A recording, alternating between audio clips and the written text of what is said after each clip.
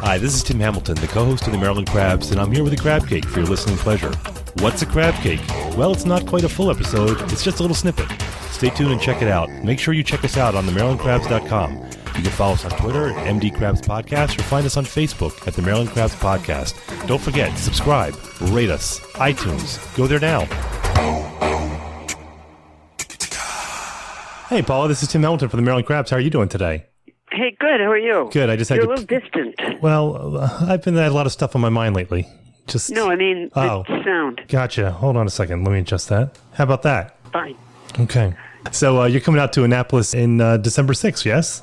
My annual pilgrimage to Annapolis. Yes, I'm looking forward to it. I always have fun there. You always come after crab season, though. You got to book something during the summer when we have the crabs.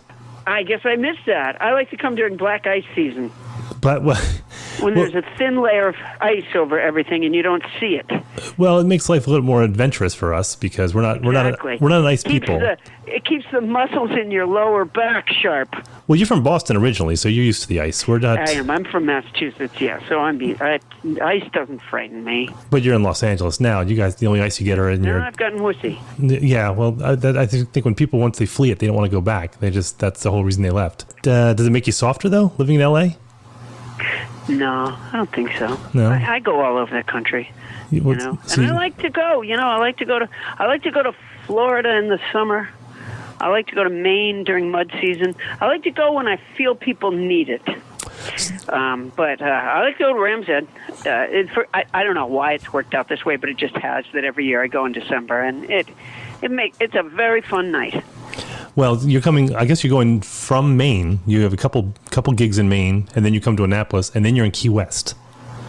I have no use for Key West. Don't tell them I said that. No, that's a hellhole there. I don't know why you'd want to go there, but yeah, we're kind of the airlock between Maine and Key West. I mean, you're going to Maine in December, which was a smart move. Yeah, it's beautiful. It's beautiful. The thing about Ram's Head is that it is small. It's not the smallest venue that I work, but it's damn near. I'm practically sitting on the audience members, and it's nice. I mostly work theaters, which I enjoy also, but there is certainly that intimate feel in this room, and it's a room that usually has terrific musicians, and so I feel like I'm walking in the footsteps of some pretty great performers. Yeah, we have some great comics who are coming out here for the last few years, and a lot more. Like you come out here, and we had, Colin Quinn's coming out here, Gilbert Gottfried. We get some. We're starting to attract some people. I think that sounds like fun. We're in between DC and Baltimore. It's a laugh right now. Well, yeah. We are in a pickle. I was just listening to the news before I came in, and they were interviewing a guy about climate change and this information that's come out that we're going backwards, not forwards. The time that we have to fix what we've done is less than they thought. We have more air pollution now than we did before Trump got in. I'm not suggesting that it's necessarily entirely his fault, but certainly he doesn't believe in the science of it. So at this point, I'm encouraging people to invest in floaties and laughter. Well, I'm certainly not going to pay off my student loans because there's really no point in that at this point.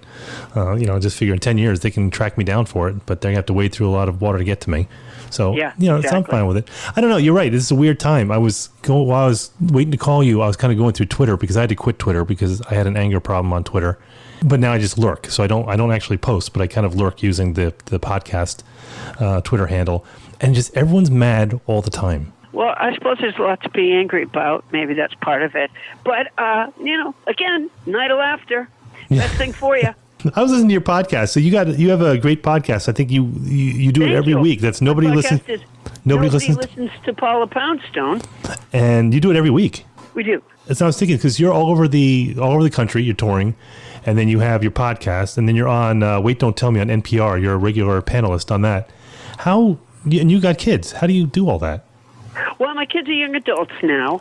They still suck the marrow from my bones, but they are young adults while they're doing it, and they're doing it in a very mature manner. Yeah, and basically, I work hard. I'm I always say to people, I'm joking as fast as I can. I work hard, but I like my job. I'm lucky. As jobs go, I get to go be with a group of people who have come out to laugh for the night, and I consider myself a proud member of the endorphin production industry, and where the audience gets the audience gets a lift. The truth is, so do I. And so it's nice. And then I usually, not always, but mostly, I do a meet and greet afterwards and talk to people for a few minutes. And you know what? I love people. And so it's a great job to get to do. That's a lot of pressure, though, especially this time. When people come in, they're all angry, and you got to make them laugh. You got to break through all that.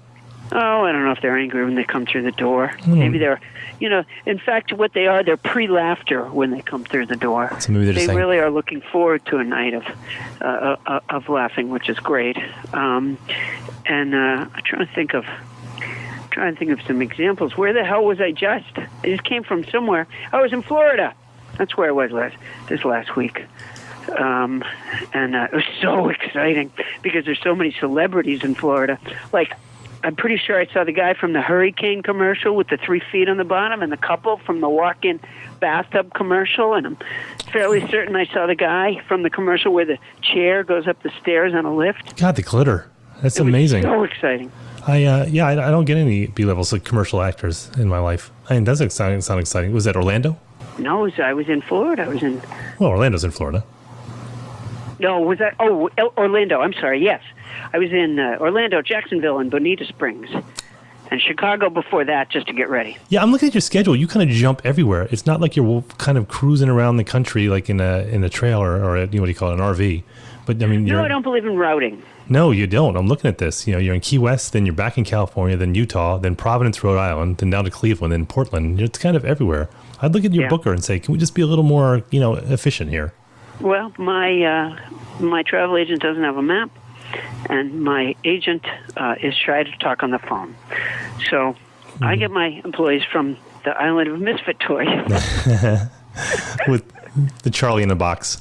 Yeah. Charlie in the box. Right. Who's going through puberty. Whatever. It doesn't matter. It's another hour sitting in a chair or not.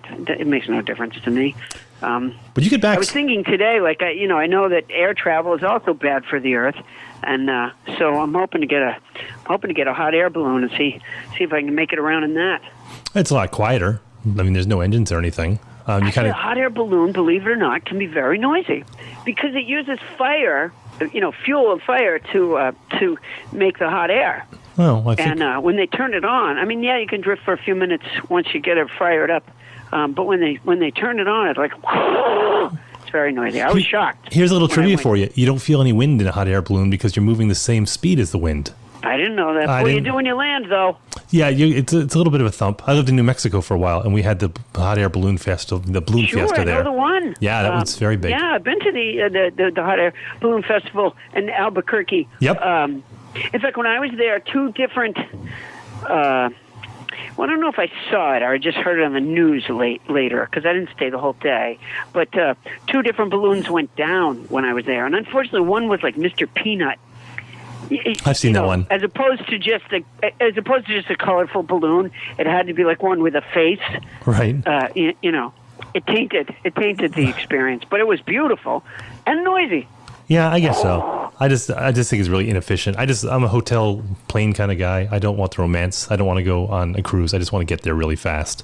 Yeah, well, there's probably not a lot of earth left for fellas like yourself. No. So you're from New Mexico? Is that what you said? No, I'm from the D.C. area, and then I lived out in New Mexico for about 5 or 6 years, and then now I'm in Annapolis, which is still in the D.C. area. It's it's just on the other side. Well, yeah, we kind of pretend. You're walking, but that's what they say. Annapolis is beautiful. I love going there. I like seeing the Navy guys walking around. It's fantastic, especially the time of year that you come. It's all decked out. It's got all the lights and everything. It's a quaint little town. Navy guys and Navy women, by the way. Right. No disrespect. No.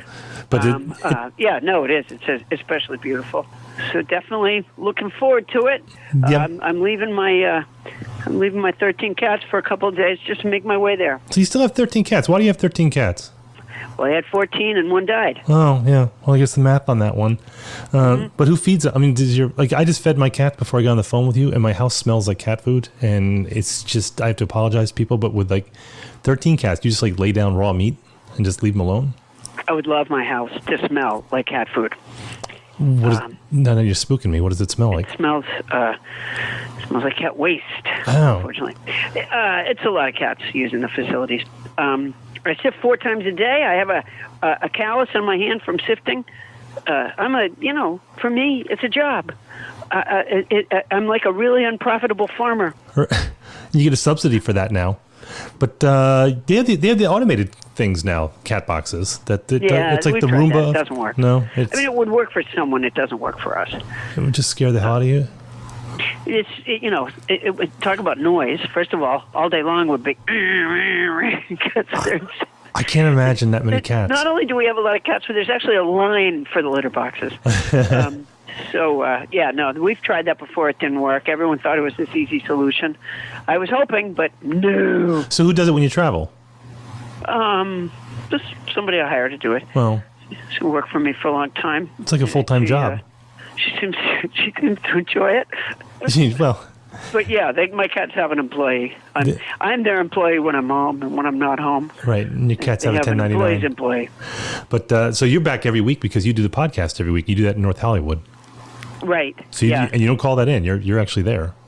No, I have to go there. Work with my partner Adam Felber, who's on every show. And I listened to a few episodes, and I listened to the one where you had you convinced you had osteoporosis. You lost like 25% of your bone mass, and you had the rheumatologist come in and explain everything to you. Yeah. And it was the Diet Pepsi. You're a Diet Pepsi junkie? Some people think that's part of the problem. I'm not sure I've ever heard a doctor say so. I've just heard friends go, that leaches your bones. And I'm curious for the fact that you're drinking Diet Pepsi, because Pepsi just seems to be kind of the consolation when you're out somewhere and you want the Coke, when they don't have Coke because they only carry the chip. But you prefer Pepsi. It's the other way around. The thing is, once you get used to one, regardless of what it is.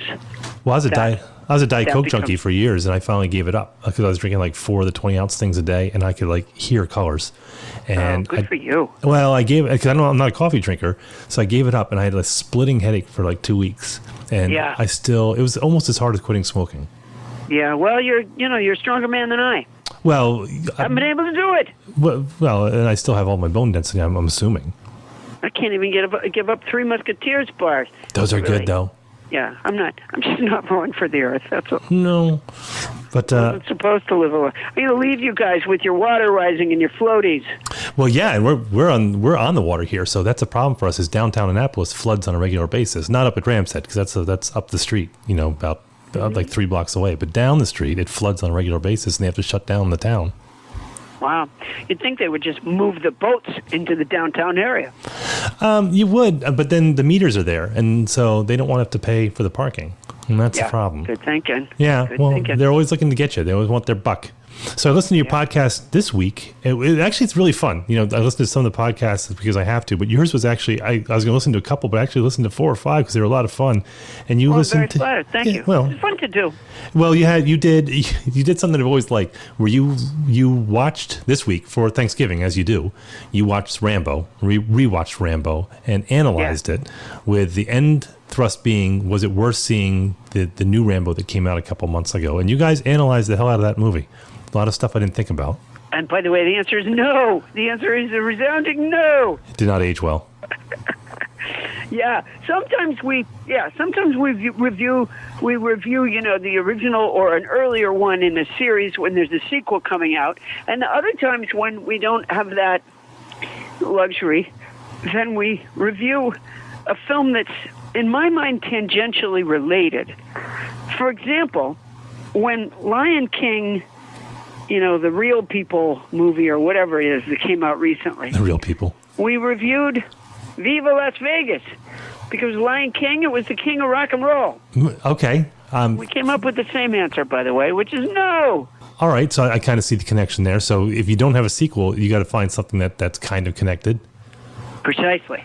So Frozen, you would review Frozen, and then you would talk about whether you should see Ice Station Zebra. right? Precisely, could be. When we were trying to tell people if they should watch Men in Black, we reviewed the Smurf movie because Men in Blue. You get the idea. Yeah, I was following that. I would have gone like Men in Black. It was like Boys in the Hood. But I guess that's a little more racially tinged. So you made the smarter move. I wouldn't do that. And you're also on that Wait, Don't Tell Me, which I had not heard. That's a quiz show on NPR. That's right. Is that like To Tell the Truth, or What's My Line, or it's like To Tell the Truth? Is that what you said? Yeah, no. Maybe I didn't say that because you sounded angry when you said that. No, I just couldn't hear. It is a Wait, Don't Tell Me is a weekly news quiz show. It's comedy, but we answer questions about the week's news, and there's callers who also answer questions about the week's news, and it's fun to do. It's sometimes people tell me it's how they get their news, and I frown on that. Right. I think that's a terrible idea. You should get your news from, NPR or the PBS NewsHour. But on the other hand, once you've gotten your news, it's fun to make fun of it on Wait, Don't Tell Me. Well, it was pretty much like a Daily Show. They did the survey that the number of people, when it was old Jon Stewart, and that number of people that got their news strictly from him was staggering. But, I'm not sure that's the healthiest of ideas I've ever heard. But no, but we're going for Thanksgiving. We're going up to the mountains of Pennsylvania to my wife's hometown, and that's kind of like Fox Breitbart land. So it's a little. I got a grade on a curve. Well, my daughter is almost 16, and she is feisty, and she gets bored, and she is left in Rachel Maddow. So she goes up to the in-laws, and then after a while, she gets bored and just starts picking. And just picking, and these impeachment hearings have put her in a mood. So I'm expecting we're going to leave early. Well, you might want to recommend to her that as opposed to telling people that they're wrong, or even bringing up Trump one way or the other, you might just want to ask them how they are. You would think so, and that would be the mature thing to do. But I just don't think that's going to fly. The other thing is, it can be sort of a loaded question because, how's their income? How's their health? How's their air? How's their schools? Anybody get shot recently? These are all part of the how are you question. Gotcha. And in the end, I think sometimes people think that he's doing this great job, but when you break it down, without even bringing him up and say, well, how are you? So you were going the passive-aggressive route. Yeah, I suppose one could call it that. Yeah. Well, no, it's crafty that way. I like that way better. My daughter doesn't have that nuance. She doesn't have that style yet. She just comes in, guns blazing. Oh my gosh! Well, no, at 16, they still, some of them have some passive aggressive. Give her time. We'll maybe see. Maybe not this holiday, but maybe the next one. Your daughters are older, yes? Yes, they are. They grow out of it, right? Masters of passive aggressive. Are you kidding me? Yeah, but the confrontations stop. Tell me they stop. Yeah. I don't know. The confrontation was ever the issue. I'm not sure that's the word I would use on either of them. Maybe it was always passive aggressive. Come to think of it, yeah, they went to University of PA. University of passive aggressive. I was trying to go. Is there a University of PA? I think that's Penn State, right? That's. Yeah, I don't know if there is or not. Probably somewhere. What else do you have on tap? You writing on a new book yet? When's the new book coming out? I had to put my book on hold while I worked on my work on my podcast because it is a demanding job. I don't think when I first started doing it, it didn't occur to me that it would take the time that it takes. And it's happy time, well spent, but it does, you can't get blood from a stone, as they say. There's only 24 hours in a day, and sometimes I have to, eat and park. So I'm hoping to get back to it soon. But for right now, I'm pretty booked up. Yeah, content with it. Well, the podcast is great. Well, that's really nice to hear. Thank you. It is, and I got sucked into it, to be honest with you. That's Nobody Listens to Paula Poundstone, and I forget that is every week, and that's you guys go about an hour and a half on each one of the episodes, and they're really funny. They're genuinely funny. Well, that's nice to hear. I like the analysis. We're having a good time, So we've been on for, I don't know, a year and a half, maybe, something like that. And, the great thing about making a podcast, as you know, is that there are no suits. You kind of it's a lot of instinct as opposed to a lot of someone else telling you what you have to do. And sometimes that leads to really great breakthroughs, sometimes, if you're lucky. And I would say that we've had a couple of those anyways, you know. So that's part of the fun of doing it, you know, is just sort of finding your way. And I think audiences like to, I mean, depending on the kind of podcast they're listening to, but particularly for like a comedy podcast like ours, I think audiences like the idea of sort of being in on the ground floor, figuring it out, you know, as opposed to like, I listen to a few that are, you know, investigative journalism podcasts where there's no humor at all. We had Sarah Koenig on the podcast about a month ago, and she, you know, of course, she did Serial, and then she did a couple after that, and or three episodes of Serial, or 3 seasons of Serial, and no, there's no humor, and it's a whole different. When you're going into that for entertainment, it takes a lot of concentration to listen to it. Yeah, it does, but they are fascinating. Yeah, I mean, there's something like 700,000 podcasts out now, so it's hard to stand out. We have these great fans. They call themselves nobodies. No one ever told them to. They just do. A couple people have told me because they said if nobody listens to Paula Poundstone and they listen, then they must be a nobody. Right. So we have enthusiastic nobodies who are somebodies to us.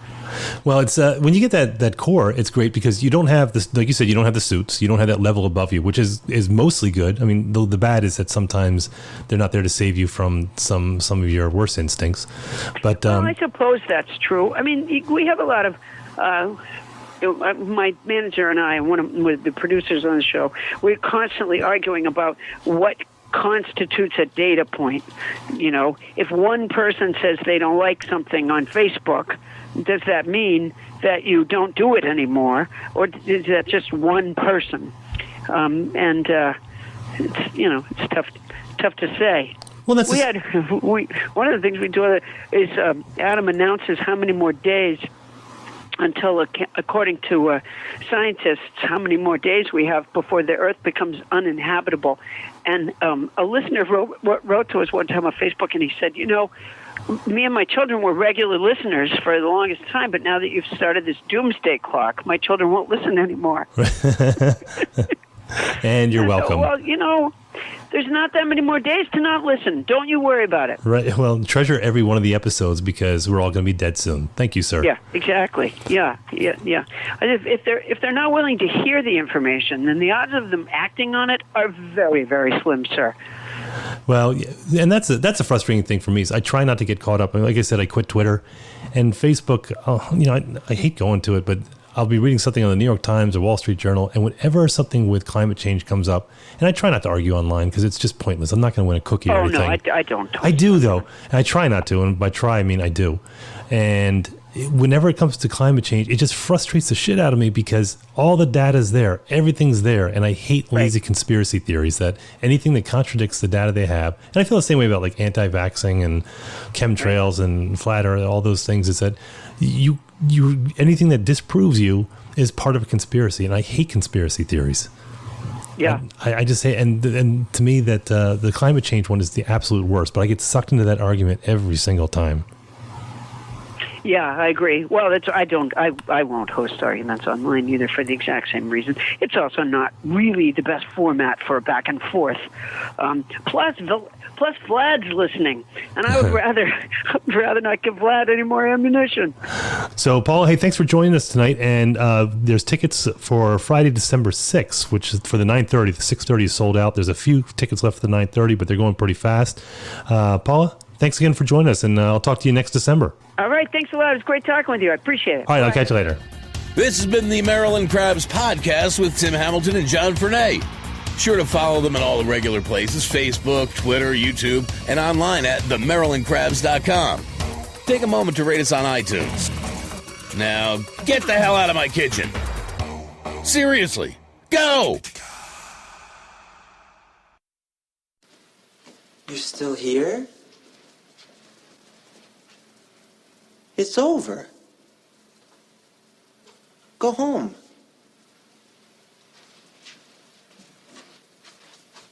Go.